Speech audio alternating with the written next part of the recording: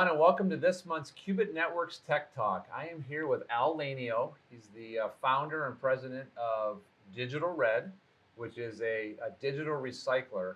Al and I met not too long ago, actually, but I'm really excited about what he's doing and what he's going to bring to our organization and our customers. Al, tell us a little bit about Digital Red. Yeah, no, thank you for having me on here. It started for me. I was a consultant for many years on the new technology side.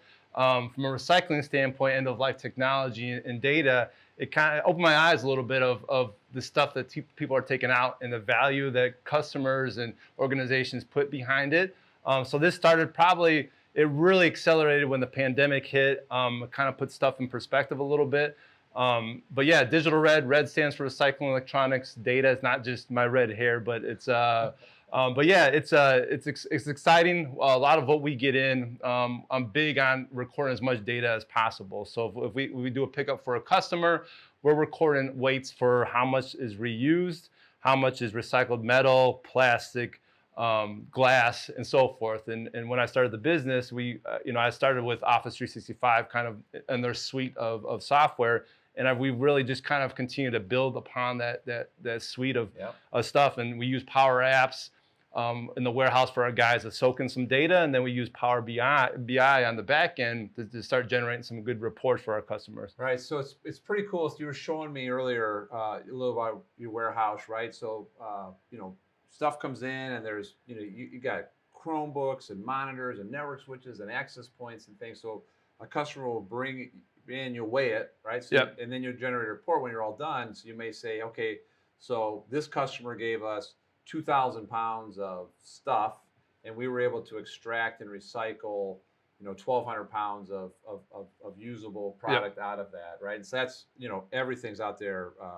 Every kind of electronic you could kind of think of is out there. Yeah, and we don't discriminate if you've got tube TVs, interactive whiteboards. There's some like tube TVs, and there's lead inside those, and not many people want to take them, but I was. The real recycling side is making sure this stuff doesn't end up in landfills. Yes. You want to make sure it's being recycled properly. Absolutely. But yeah, you hit it on the head. We get 2,000 pounds, and maybe some of it goes as a projector, some of it's LCDs, some of it's LCD stands, some of it's Chromebooks.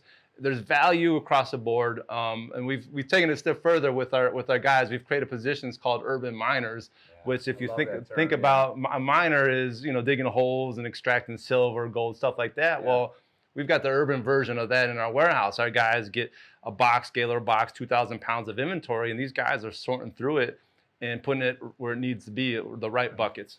And so one of the things that really kind of caught my interest too is that. The cost to the customer is zero. Yep. Correct. Yep. So you come and get it, right? And you're located in Batavia, Illinois, right? Yeah. That's where we're at now. But you cover a pretty broad area, right? So really all the Midwest. Yeah, we're a startup, so we're hungry for business. Yeah. We've got we've got a team of 7 people right now, part time and full times. We got a truck, and we cover the Midwest, anywhere from Indiana, Michigan to Illinois, Wisconsin, Iowa. We're hungry for business, and we've never charged a customer. Now we tell customers don't kill us with tube TVs, but for the most part, we'll take anything and everything, and we'll find the proper home for it. Yeah, and then you had also said that if they recycle something that you're able to resell, or there's you're not mining it, right? If there's something of any kind of a value that you can get some money back to a customer in one of two ways. One would be to give something like me credit, right? That I could then apply to them, or just cut the customer a check, right? Either way. So I think that's great too, because so many customers, they don't know what to do with it. Yeah. They know there's maybe some level of value to it, and so then by lowering those barriers of entry of because some of your competitors will charge to come out and get it, right? And there's no chance they're going to get any money back, right? So I think that's pretty cool. So anything else you want to say? I just we'll put your website and things out there in the kind of the show notes, so to speak.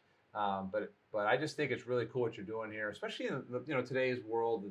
It's a green technology, right? I mean, although you're Digital Red, right, you're really doing some good and things too. And I like to think that we're going a little bit above and beyond, and we're helping the environment out. Yeah, no doubt. But yeah, I think you hit on that. From a reuse standpoint, reuse is always the best thing for the environment. If you can Yes. take a 6-year-old laptop, extend it out another 2 or 3 years, the environmental impact that, the studies have shown to create a new device and so Right. forth, there's a lot of impact there. So, Yeah. of course, we want to reuse as much as possible. And if there's value there, we're very fair about what that value looks like, and if there's a credit Yep. to the customer, if there's a check back. I find with IT folks especially, the credit will go a little bit further.